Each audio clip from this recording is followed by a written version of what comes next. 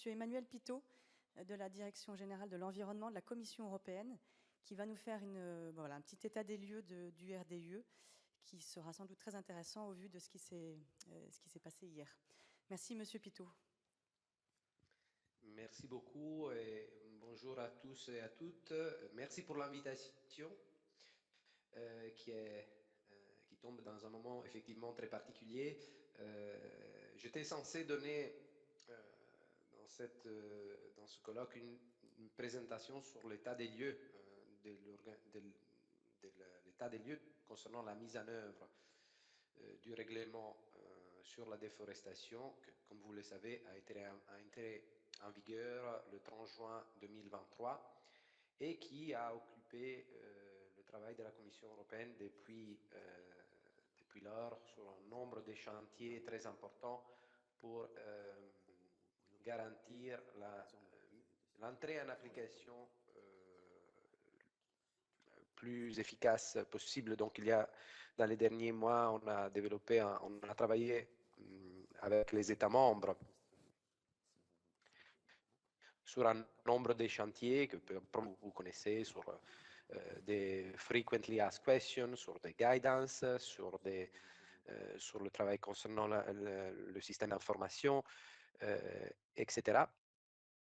Hier, effectivement, comme il a été évoqué tout à l'heure, il y a eu la décision de la Commission de proposer une proposition d'amendement législatif qui, et ça c'est la proposition de postposer la date d'entrée en application initialement prévue par les co-législateurs pour le 30 décembre 2024, c'est-à-dire à la fin de cette année.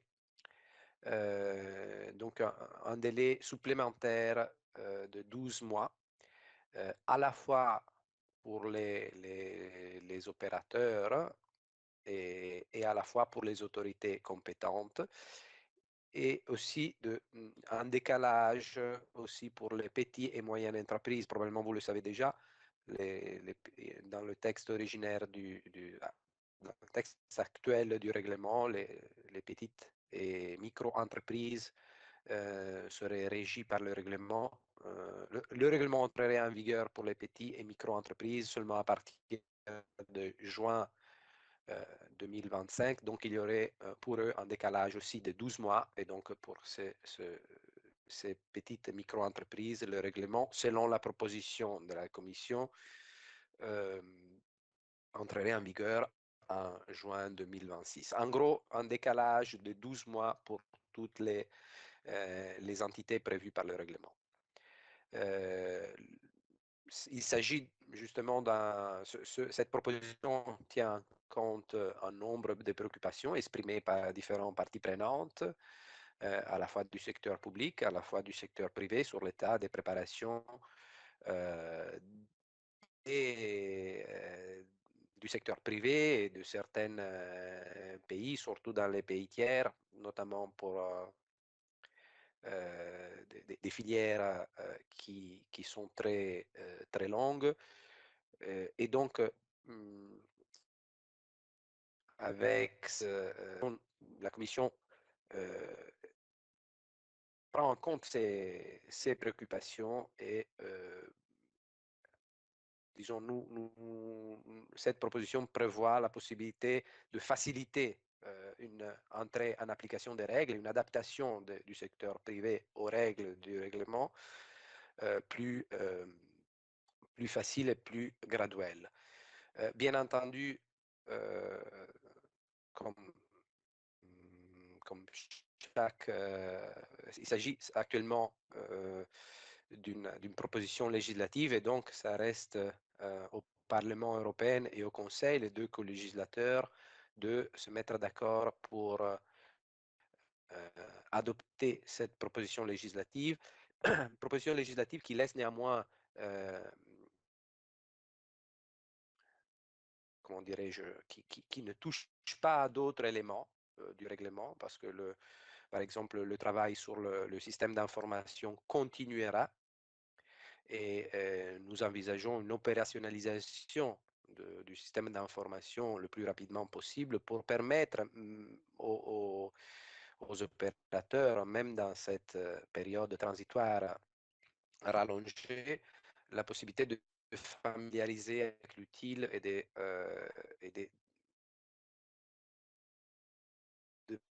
d'établir les liens avec les systèmes d'information de chaque compagnie et du secteur privé en général. Donc, les systèmes, les timelines concernant les timings du système d'information et les autres éléments du règlement, en principe, au moins dans la proposition de la Commission, restent les mêmes. Il y a la possibilité, en ce qui concerne l'évaluation des pays, du risque pays, elle aussi, dans la proposition de la Commission, serait opérationnelle avant les nouvelles dates d'entrée en application. Donc, il s'agit simplement d'un délai pour permettre aux opérateurs du secteur privé et ceux qui travaillent dans des filières très longues de s'adapter plus facilement. Donc, voici où nous en sommes. Effectivement, cette proposition ne porte pas atteinte aux objectifs et à la substance et au mérite de la loi telle qu'elle a été agréée par les co-législateurs. Euh, la déforestation et la dégradation forestière demeurent des défis très importants et l'urgence de les aborder efficacement avec des mesures qui portent sur la demande des produits associés à la déforestation reste très importante. Mais avec cette proposition, nous prenons en compte les préoccupations qui ont été exprimées à maintes reprises par des différents secteurs de la société, à la fois des secteurs privés, mais aussi de certains pays tiers, et montrent que la Commission reste à l'écoute des préoccupations des parties prenantes. Je pense que pour l'instant, je m'arrêterai là et je suis bien entendu disponible à répondre aux questions s'il y en a. Monsieur Pitot, merci beaucoup pour votre intervention. Je voulais savoir si l'une des autorités présentes, l'un des représentants des pays, la Comifac, est-ce que certains d'entre vous ont des questions à poser à Monsieur Pitot? Monsieur Hervé Maïdou, secrétaire exécutif de la Comifac. Bonjour Monsieur Pitot, bonjour à tout le monde. Nous avons appris cette nouvelle hier. Bon, depuis vendredi, l'information circulait déjà. Et nous avons été officiellement informés qu'il est possible de reporter la décision, enfin, la mise en œuvre de la décision d'une année. Ma question est de savoir s'il y aura d'autres mesures supplémentaires à prendre pour la sensibilisation au niveau des États, parce que nous, au niveau de la sous-région Afrique centrale, les États se sont préparés en conséquence, mais il s'est trouvé que l'information n'est pas arrivée jusqu'au niveau du petit producteur. Donc il y a un effort de communication à faire, de sensibilisation à faire. Il est question de faire des évaluations nationales. Alors donc, quel est l'effort du côté Union européenne à faire pour accompagner ces États-là, pour que tout le monde puisse être impliqué dans le jeu? Merci. Je peux répondre tout de suite ou en français? Vous pouvez répondre. Oui, non, effectivement, c'est un point très important, celui-ci de la sensibilisation surtout dans des producteurs, dans des pays tiers.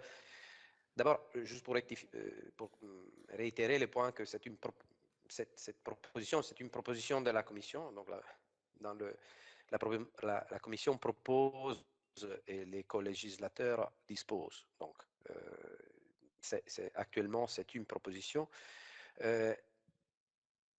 Il est important, cette proposition d'abord amène un peu de clarté du point de vue juridique parce que effectivement il y avait énormément d'informations qui circulaient et donc il y a maintenant une prise de conscience, il y a une proposition législative qui, si euh, adoptée et agréée par les co-législateurs, donnera une clarté légale et on sait très bien l'importance que les secteurs privés donne à la clarté légale des dispositions.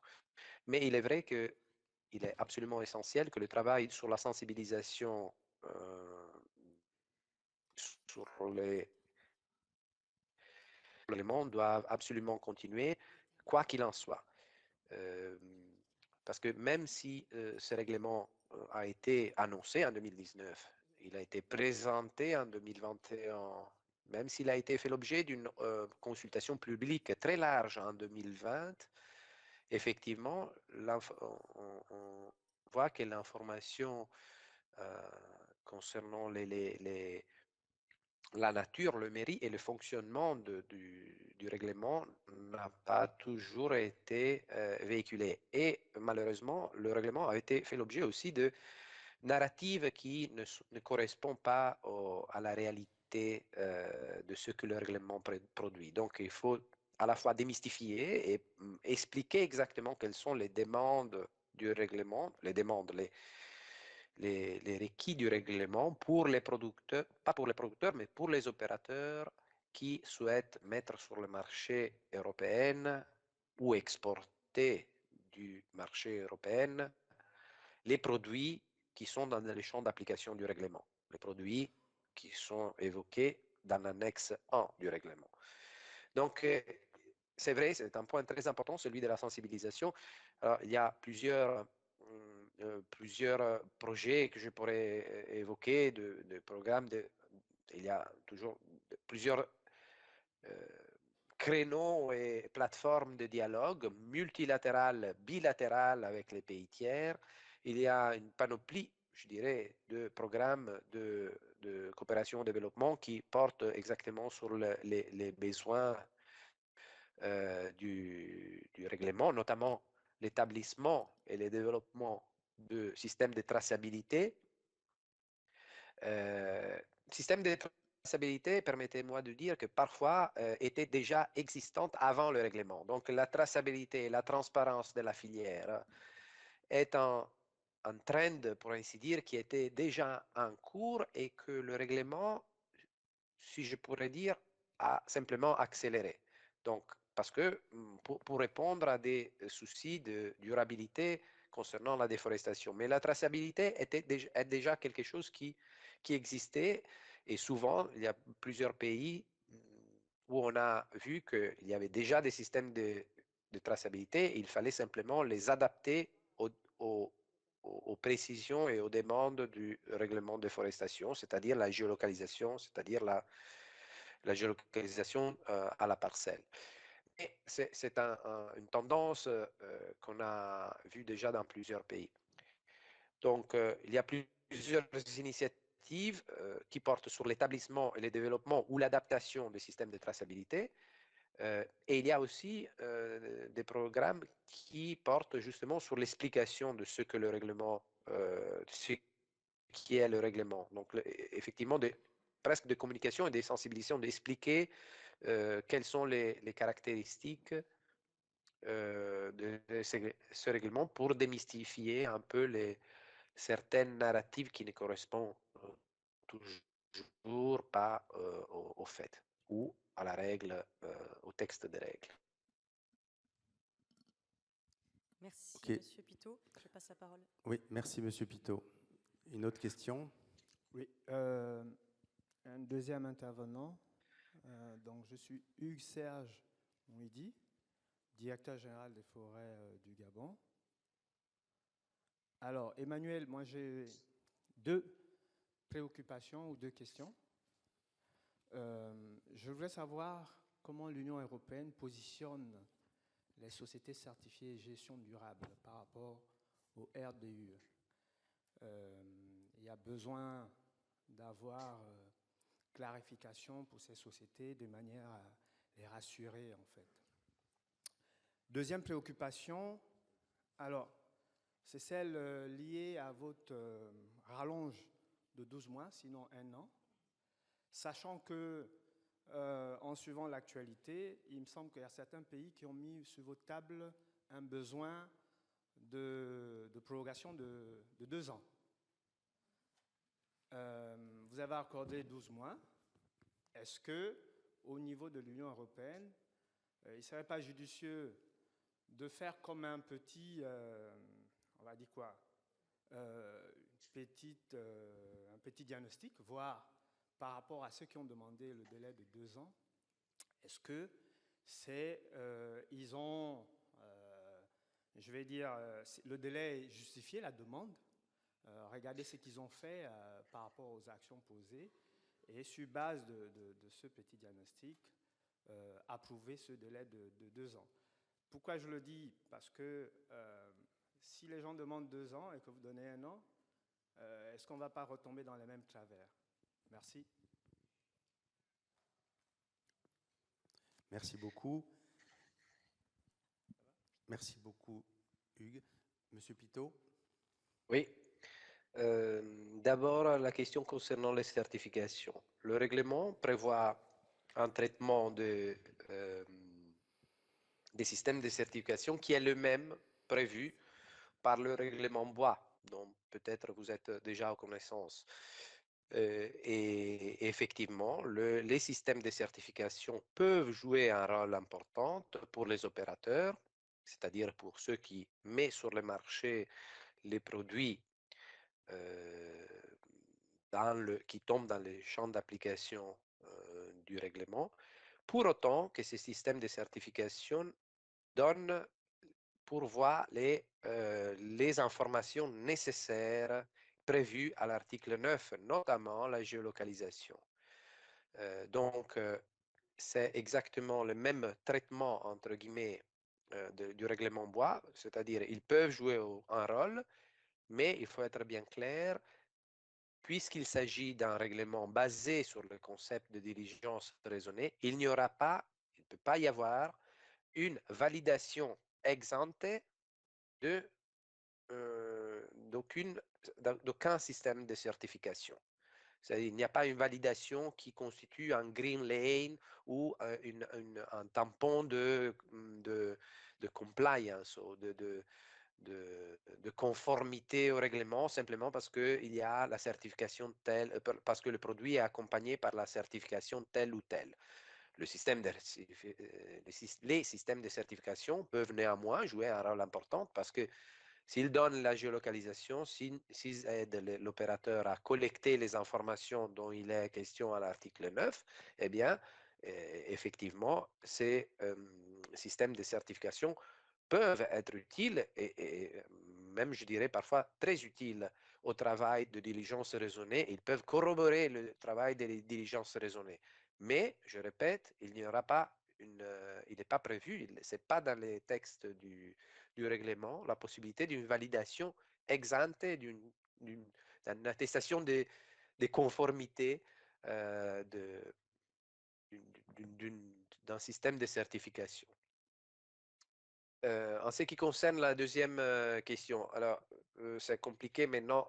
Au lendemain d'une proposition législative qui propose une extension d'1 an, je pense qu'il est un peu prématuré de voir, de discuter sur une éventuelle extension de 2 ans. Que la déforestation et la dégradation forestière soient des défis très urgents à aborder, je pense qu'il y a un consensus mondial. Et donc, cette extension permettra davantage de continuer et de renforcer les efforts de sensibilisation à la question que j'ai abordée tout à l'heure, donc permettra de faire un travail à la fois technique et à la fois d'explication des règles encore plus approfondies, plus pointues, sur une éventuelle, maintenant, travailler déjà sur une extension à 2 ans, je pense que c'est très prématuré et peut-être c'est pas l'objet enfin, c'est pas l'objet de notre réflexion à ce stade. Il faut se préparer à une mise en application le plus rapidement possible.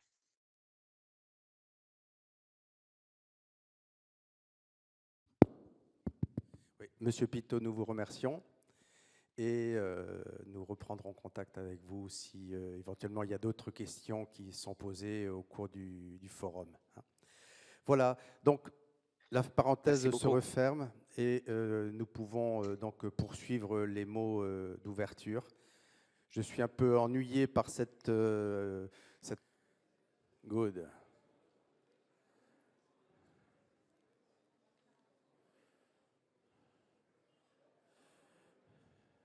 Monsieur Claude, bienvenue. Merci, Benoît. Good morning, everybody. Good morning. Let's start. I just came from Switzerland, and I am appalled by how late we are with the workshop. Let's try to make sure that we can actually make up for the lost time. Good morning, everybody. My name is Claude Garcia. I am professor of forest management at the University of Applied Science in Bern, and I have been invited to act as a moderator for these sessions and these roundtables. Before I actually ask the guest to the front, I would like to try a simple experiment with you, if you don't mind. We all discovered publicly the announcement by the European Commission, and I simply want to do a check with you. Please stand up if you expected something like this to happen. Please stand up if you expected the report to happen. And let's have a look.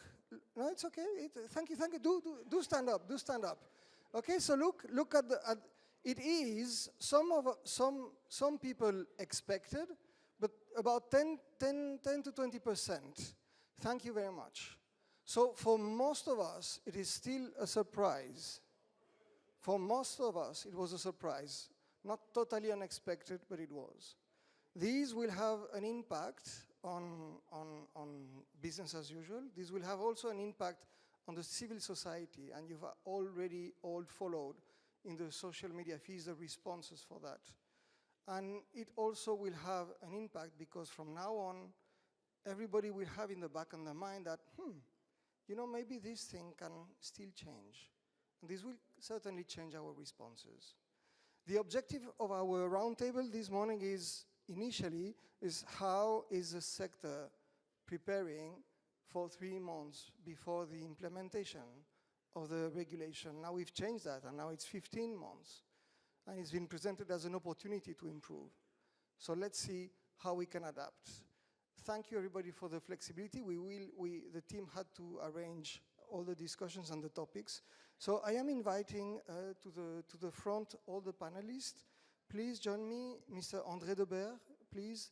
You are acting right now as a fiscal advisor to the Netherlands Timber Trade Associations, and you've been the Secretary General of the EETTF. Please join me, Sylvia Melagari, please. You are co-secretary of the CEI Bois, la Confédération Européenne des Industries du Bois. And please join me, Alessandra Negri, responsable marché environnement du commerce du bois. And please join me, Michel van den Bosch, working as a fiscal advisor to the Antwerp Harbor. Thank you very much. So we have less time than expected. So we will try to make sure that we can actually share our feedback with the room and that we can have a questions of answers. André, we would like to start with you. I think you have a very short presentation ready. Ouais, c'est vrai que c'est mieux come here. J'y vais.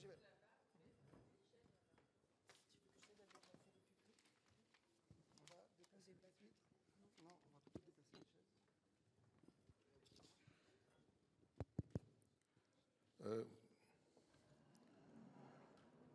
Bonjour à toutes et tous. I'm going to continue in English, I'm afraid.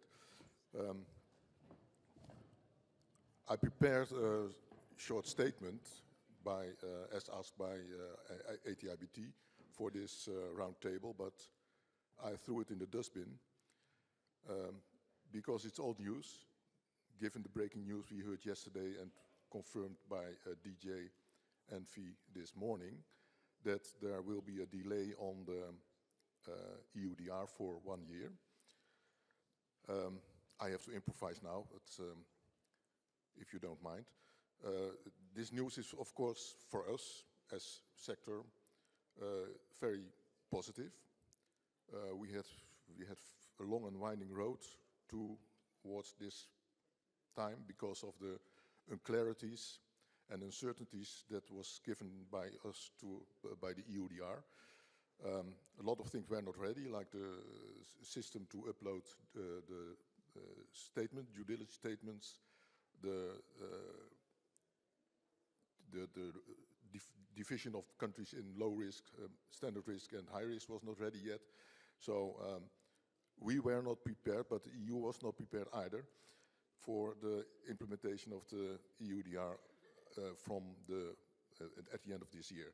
So it was positive for us, but there's also a downside, I think.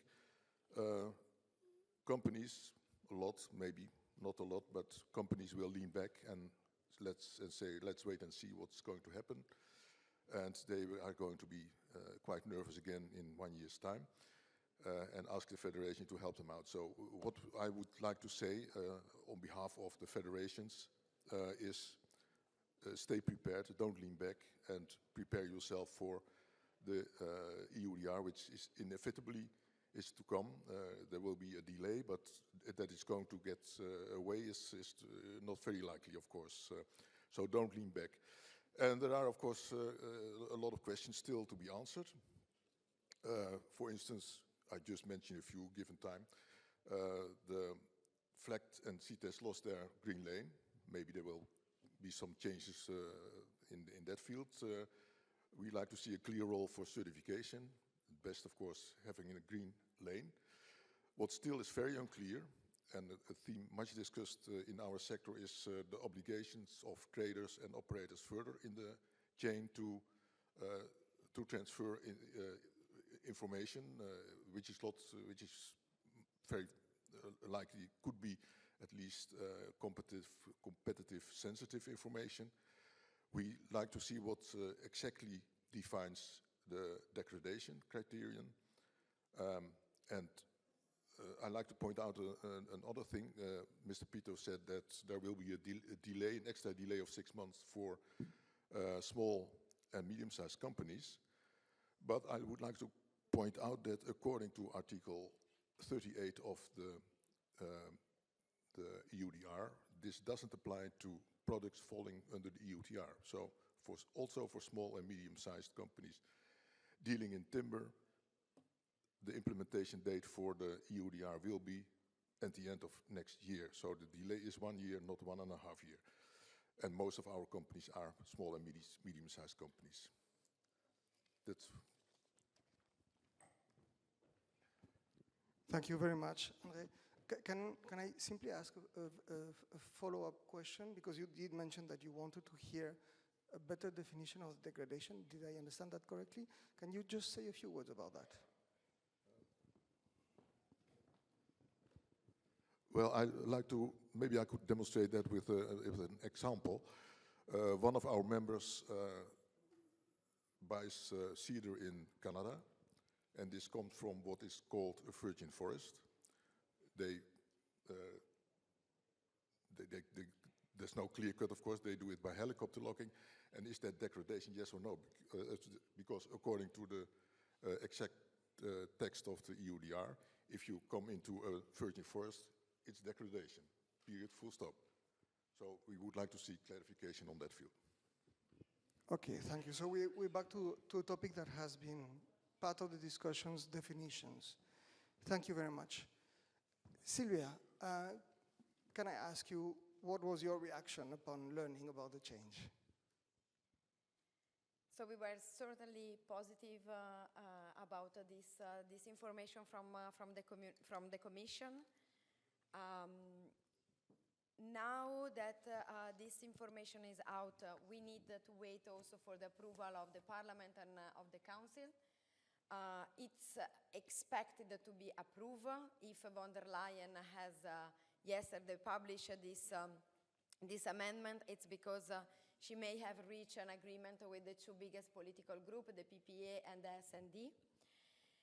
There have been already some concern expressed by the SD. They are claiming, or at least they are hoping that other articles are not going to be reopened in this discussion, because the European Commission has actually published one amendment, so one regulation proposing an amendment, and only 2 articles are going to be affected. So one is the deadline, and the other one is the benchmarking of the country. That is going to happen by June 2025. So there is a postponement also for the Commission to publish the benchmarking of the country. And for your information, there is also another communication named Strategic Partnership that yesterday was delivered by the Commission. In this communication, the Commission has also clarified a little bit more the methodology that will be used in order to do this country benchmarking. So now what we have to do is go through the documents, the guidelines, the revised Q&A, try to better understand if the Commission has really provided a lot of clarification. We have quickly seen the paragraph related to SMEs, and we are quite satisfied because really the Commission has reduced dramatically the burden on SMEs. So this is also very positive. And there is also, here is a critical unsolved issue. There are also information regarding the UTR material. That was an aspect that was a concern for us, because in the original document, the material produced between the 29 June and 30 December 2024, but sold after, were already expecting to be UDR compliant. And that for us, even as a European producer, was not possible because we didn't have the geolocalization information, and the information system was not open yet.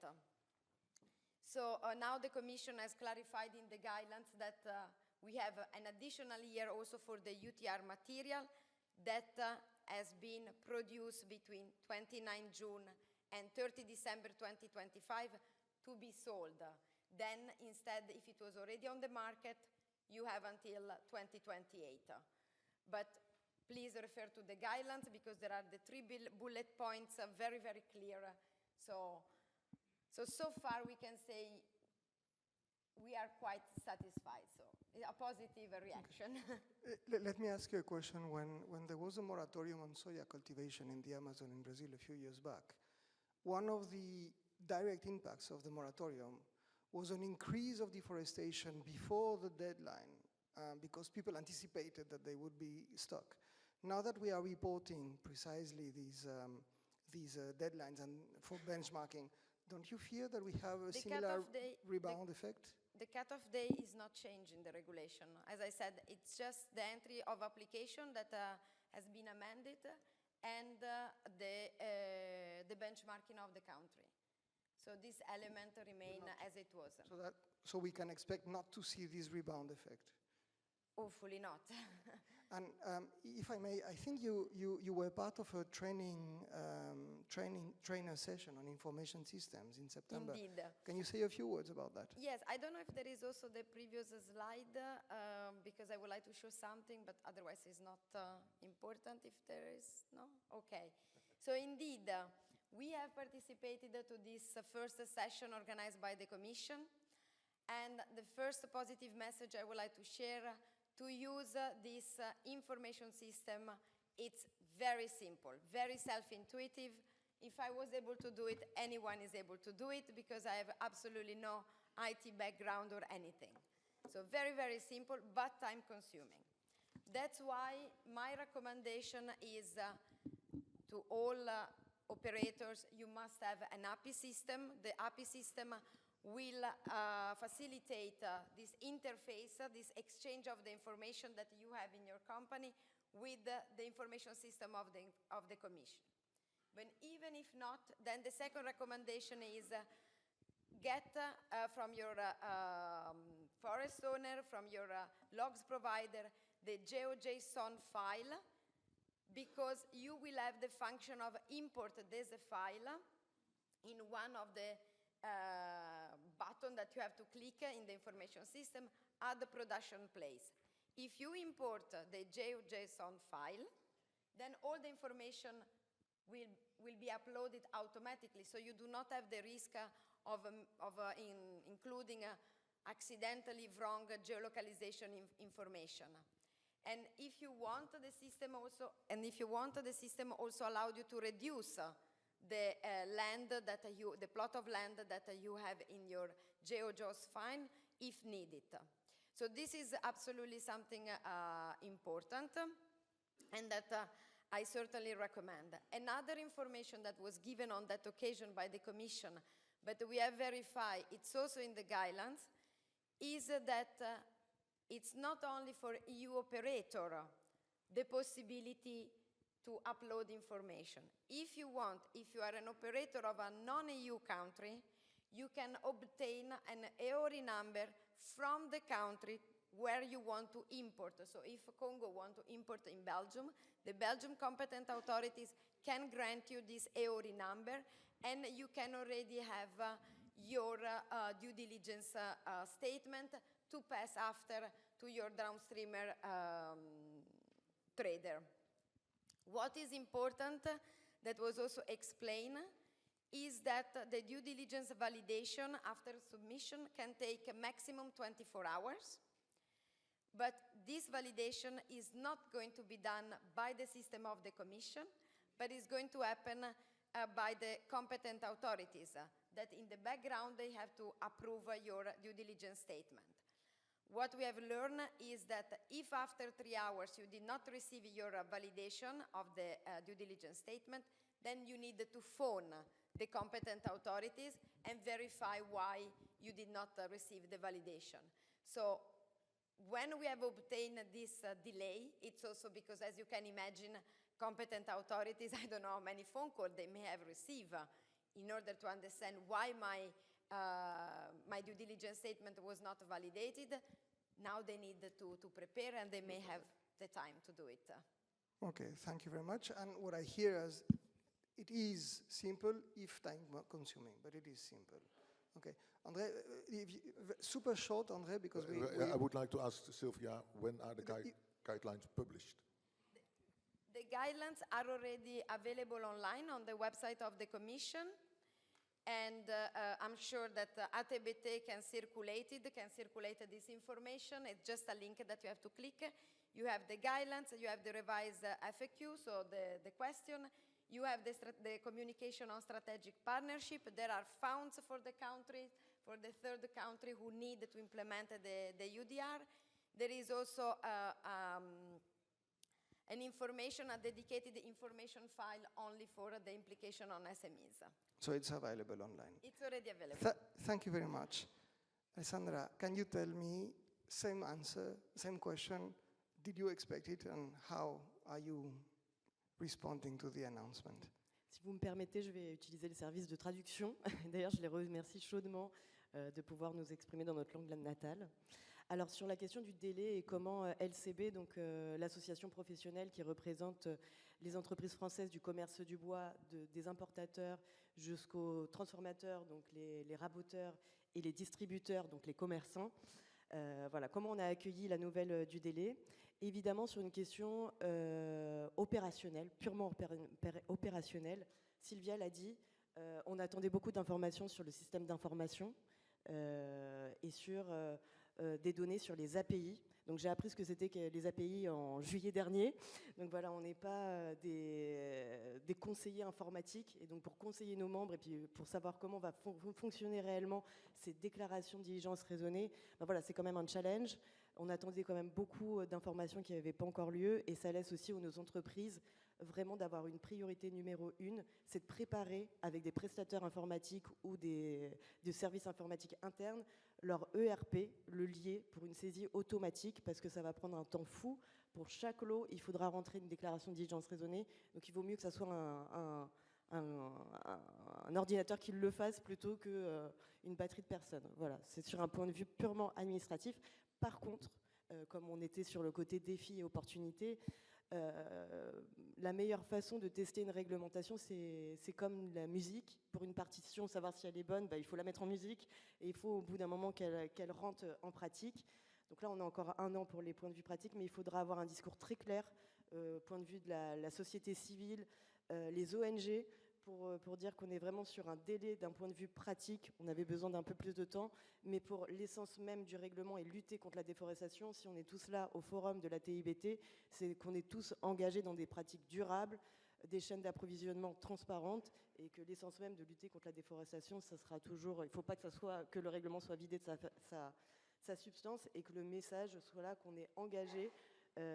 Et aussi, on a un enjeu LCB, c'est de mettre en lumière quand même les entreprises qui avaient joué le jeu du timing du 30 décembre 2024, et les mettre en valeur, qui ont constitué leur stock avec beaucoup de stocks de produits certifiés pour justement se préparer à la réglementation.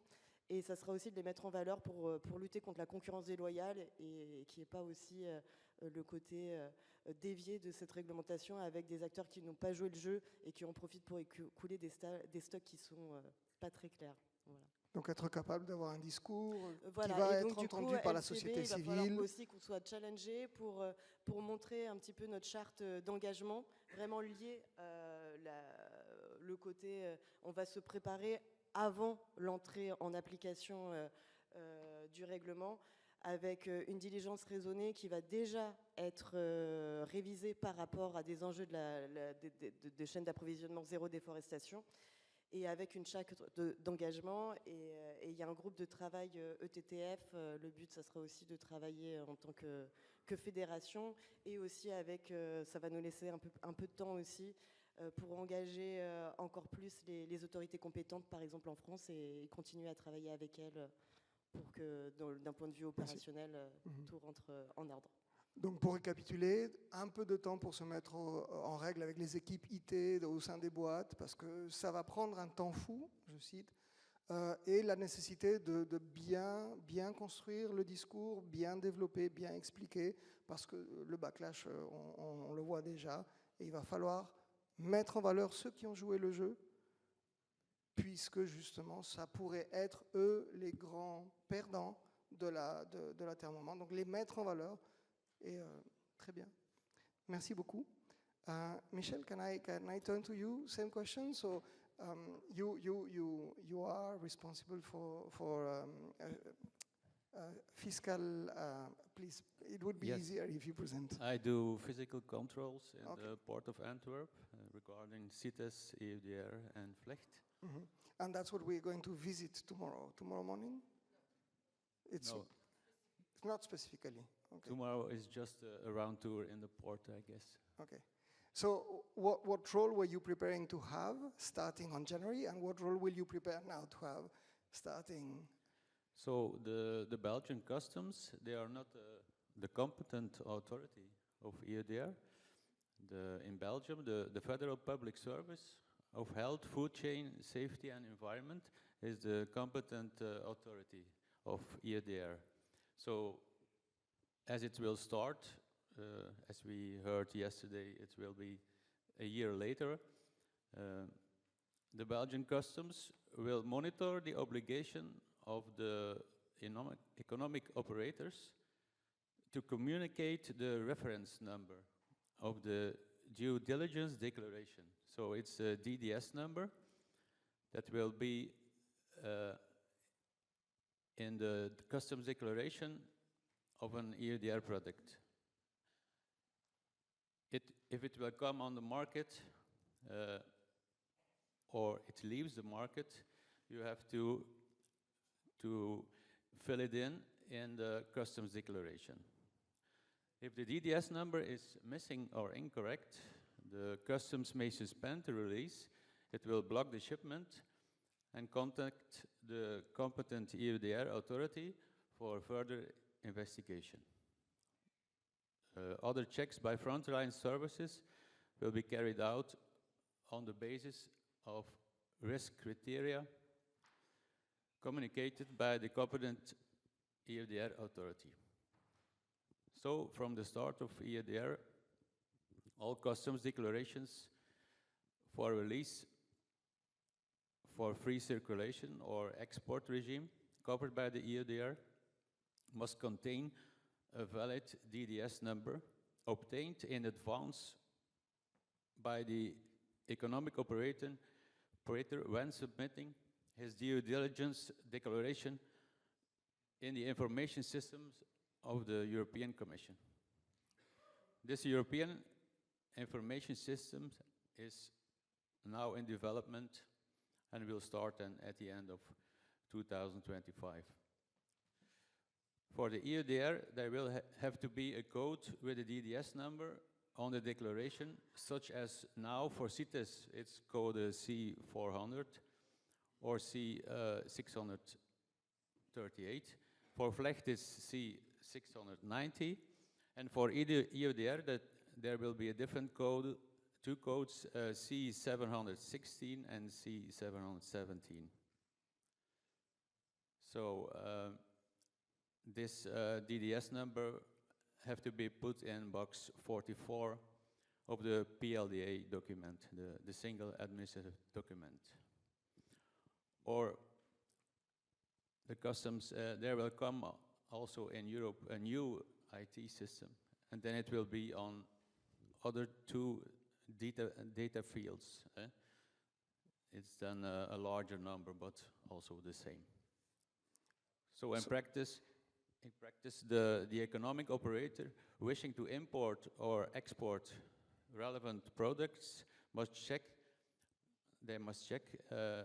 whether the combined nomenclature code of the good, if it appears in Annex 1 of the EUDR regulation. Thank you. So did I hear correctly that the system is still in development? No. Now it's PLDA, but in the next year, the customs will, in Europe, develop another IT system. Okay. And so in essence, what has changed for you?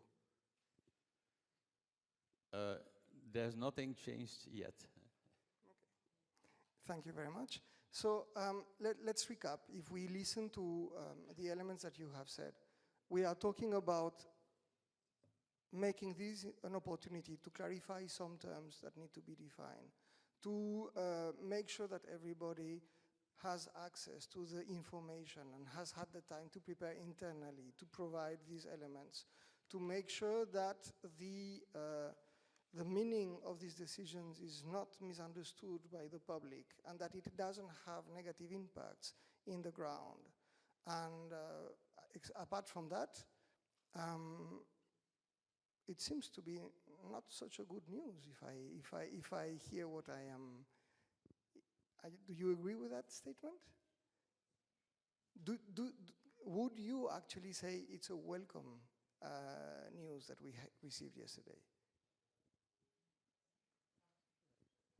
I think for the forest companies, it's maybe better because they were not ready yet. So now they have some time to prepare everything. Okay. And what about the others? Also for the customs, they can give more information, and also the European community can give more information to all the firms.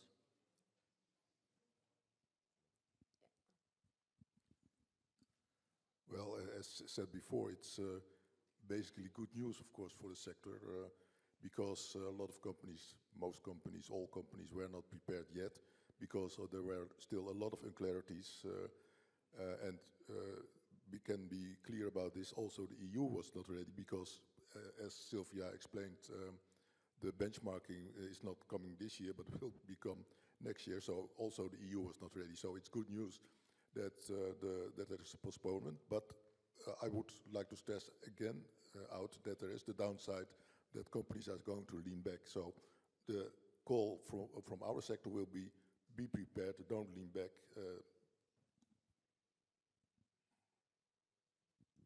Yes, absolutely. Yesterday I was asked by one of my companies, so what shall I do now? Can I rest? And I said, absolutely not.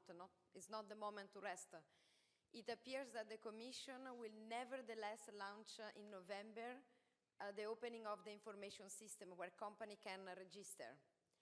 And what we hope also to obtain is that the companies may already start to make this due diligence statement. Not because you have to, but because like this you learn how to use it. There will be also training session open for the operators, and apparently also competent authorities should organize this training.